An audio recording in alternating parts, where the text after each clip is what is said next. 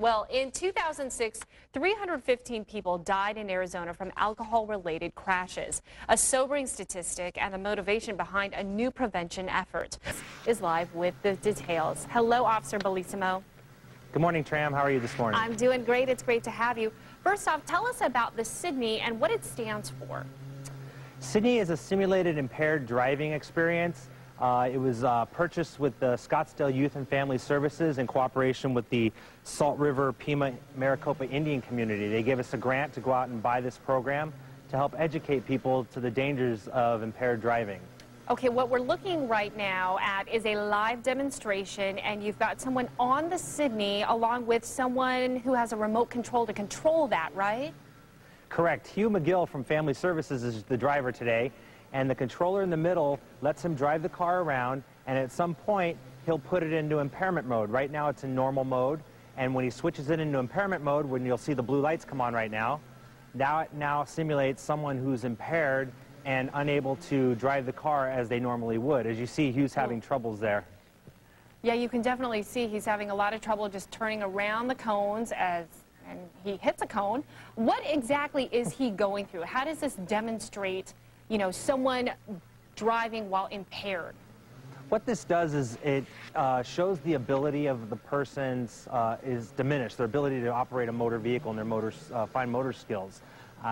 People don't, it basically delays their reactions. So when it's in impaired mode, for example, if he turns the wheel right, it's not going to turn right away, as most people who are impaired react when they're under the influence of a controlled substance or alcohol.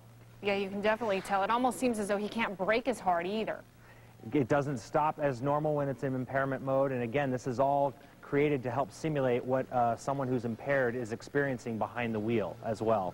And you also use some more teaching tools as well, like some goggles?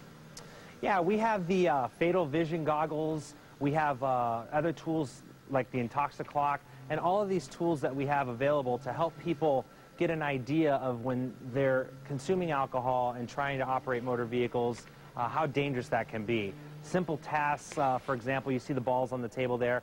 We'll have somebody put the goggles on and we'll have them either try and catch the ball or try and throw the ball to a person, and their ability to do that is diminished. They can't even do a simple skill or try and pick the ball up off the ground. They either stumble or they completely miss it altogether. All right, Officer Anthony Bellissimo, thank you so much for that demonstration. We will check back with you in another hour. Okay, thank you. All right, log on to 12news.azcentral.com and click on links to learn more. Quite an interesting demo. It really is, and especially when you can see it like that. Yeah. Just right there in front of you. It is 5:52.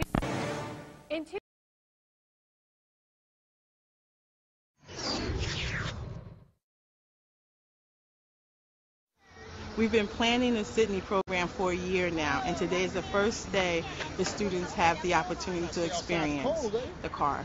I wanted to teach the kids how important it is to understand the dangers of drinking or being under the influence of a substance before they got into a real vehicle. So this is our answer in the district to combat DWI. So which one is the gas? I'll tell. I'm going to explain to you the safety in a minute, but first thing you do is you put on your seatbelt. Okay, seatbelt on, just like a regular car seatbelt. This is the brake for red, okay? This is the accelerator, okay? This is the simulated impaired driving experience. All right, go ahead. Stay between the poles.